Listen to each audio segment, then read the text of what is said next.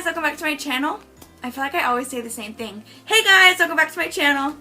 Hey guys, welcome back to my channel. So today is yet another makeup tutorial, but it's not really fall. I mean, you can wear this in the fall if you want. I mean, I guess I would. Well, not really. Anyway, I came up with this look using the Urban Decay Alice in Wonderland palette. I know this has been out for a long time now, but I bought it and I never used it. I bought it for the packaging because, like, look how cute this is. I know it's a $60 palette, don't judge me, but look it. There's like this cute wording here. And then you open this up and it's just a butterfly. Isn't it cute? I'm a sucker for cute packaging. Half the stuff I buy is for packaging. Anyway, again, I just keep rambling on.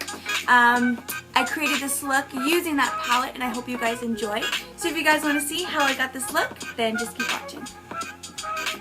So the first shade I'm going to be taking from the Alice in Wonderland palette is called Chessboard. And I'm going to take this on my Morphe M209 blending brush. You guys know the drill. I'm going to work this into the crease, dragging it up a little bit higher towards the brow bone than I normally do because I really want to smoke out this look.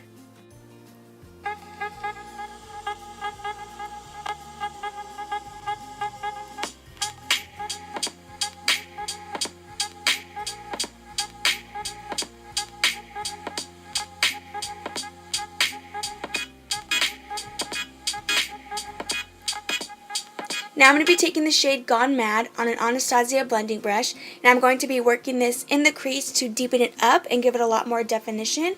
And I'm going to be bringing this a little bit up, slightly towards the brow bone like I did with the previous shade, because like I said, I want this to be like super blown out and dramatic.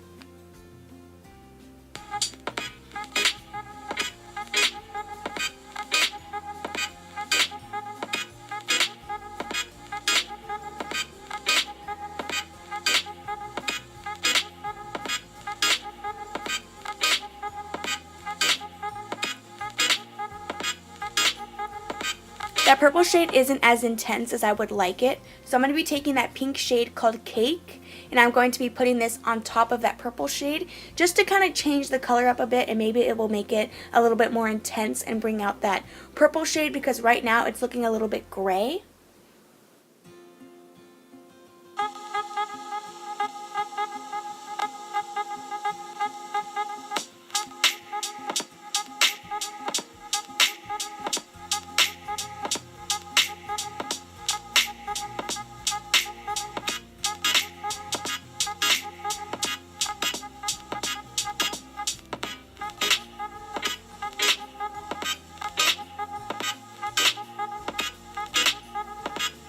As you guys can see, that pink shade really helped intensify the purple. So now I'm going to be taking the shade Hatter on a Morphe M224 brush. And on the area on my lid that I left a blank space, I'm going to be packing this shade on my lid.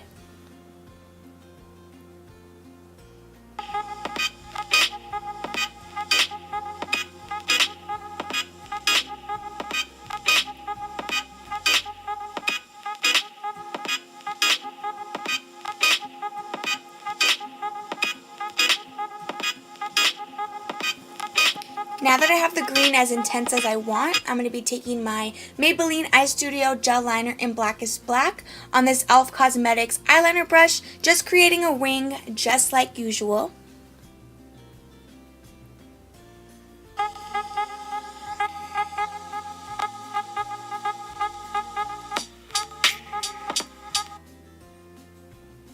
Per usual, I went ahead and applied my false lashes off camera to save a little bit of time.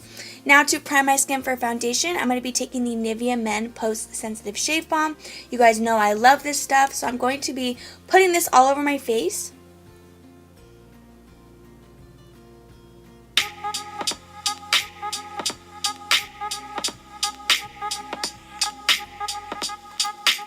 You guys, I tell you, I can't seem to stay away from this foundation.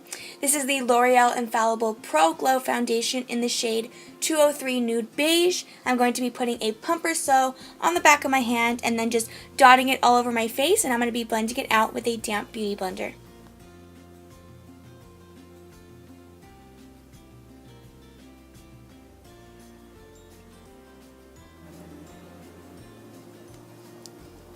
Once that's all blended out, I'm going to be taking the Too Faced Born This Way concealer in the shade Fair, putting this underneath my eyes, down the bridge of my nose, the center of my forehead, my cupid's bow, and my chin, and then again just going to be blending it out with my damp beauty blender.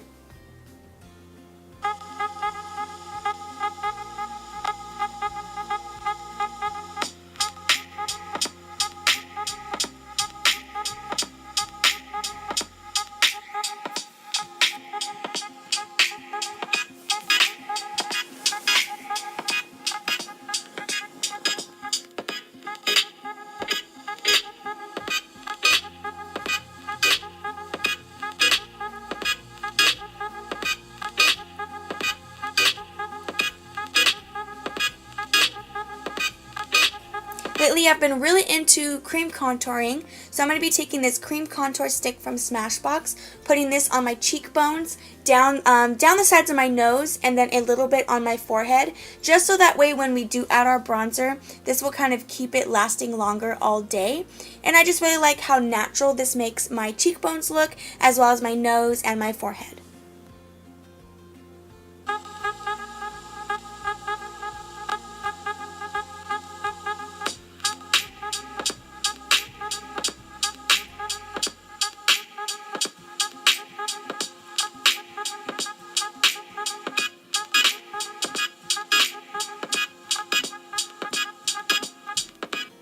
Once you put that all over your face, you just want to tap it out with a damp beauty blender. I think for cream contouring products, it's better with a damp beauty blender because, or any kind of cosmetic sponge, because if you do use a brush, it's more likely to have brush strokes in your product and it just won't look that great.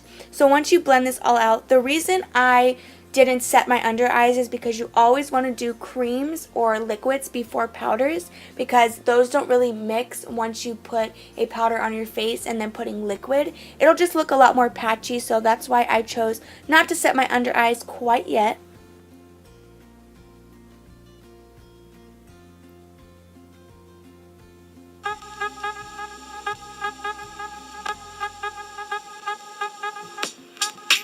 Now I'm just going to go ahead and take my damp beauty blender underneath my eyes and tap out any creasing that may have formed before I go in with my translucent powder, because once I set creasing that's already formed, it's just going to make my eyes look cakey and old, and we don't want that. So like I said, after I tap that out, I'm just going to be adding my translucent Airspun powder. I would have shown you, but I kind of spilled it everywhere, and so that's the powder I'm using.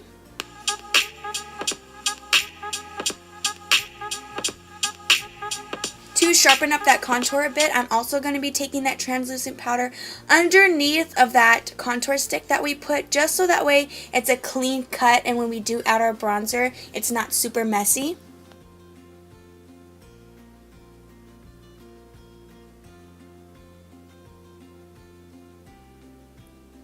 To warm up my face and also set that cream contour, I'm going to be taking this Physicians Formula Butter Bronzer on this Benefit Hoola bronzer brush, and I'm just going to put this in the areas that I would normally contour and warm up my face. Even though we do have that translucent powder, it is kind of a guideline, so just adding this on my cheekbones as well as my forehead and a little bit on my chin.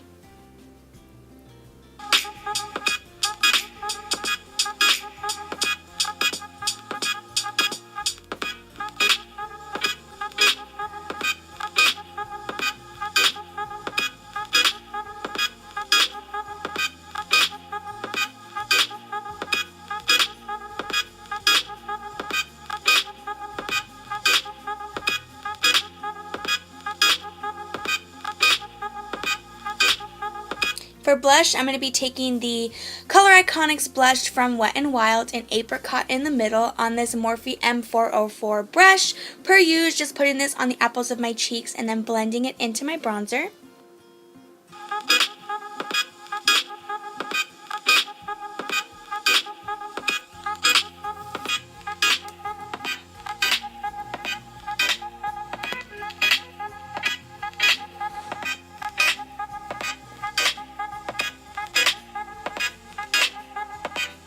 I'm going to go ahead and dust away that bakage underneath my eyes, and as you can see, it left us with a clean cut, and that way our bronzer didn't look super messy.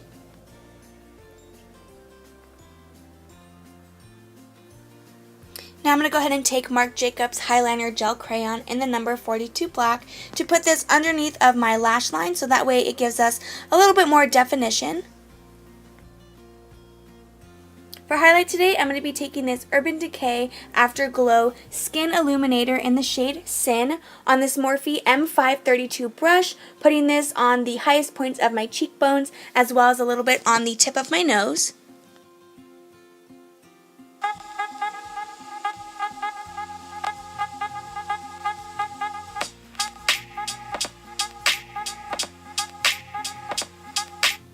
Then to give my lower lash line some more definition, I'm going to be taking the shade Chessboard on an It Cosmetics pencil brush and just focusing this shade on the outer corner of my eye, as well as the other shades I'm going to be applying, which is Cake and Gone Mad. These shades, I'm just focusing this on the outer corners of my eyes.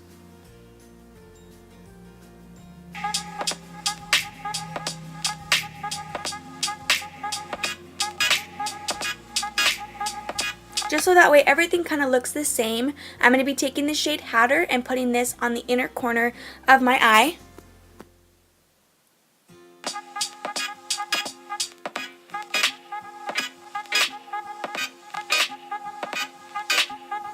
Then for the actual inner corner of my eye, I'm going to be taking the shade Royal Flush on this Anastasia kind of definer brush and then just putting this on the inner corner of my eye to bring a little bit of a light to that area.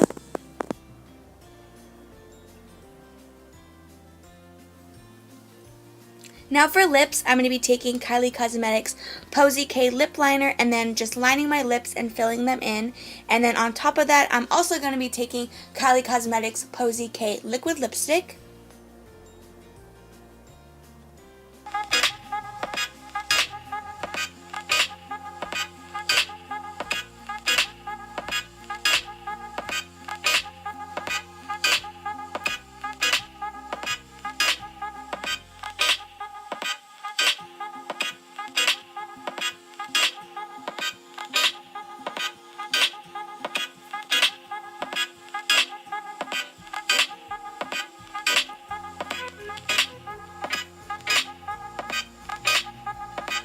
Guys, completes this look. Thank you guys so much for watching. I hope you enjoyed this colorful look. It's something different. I typically don't wear these colorful looks on my eyes all the time, but I hope you enjoyed. It was fun to make. Don't forget to give this video a thumbs up if you did enjoy. Leave me a comment down below any suggestions that you guys would like to see next. After all, I am here for you. Also, don't forget to subscribe if you haven't already, and I will see you guys in my next one. Bye.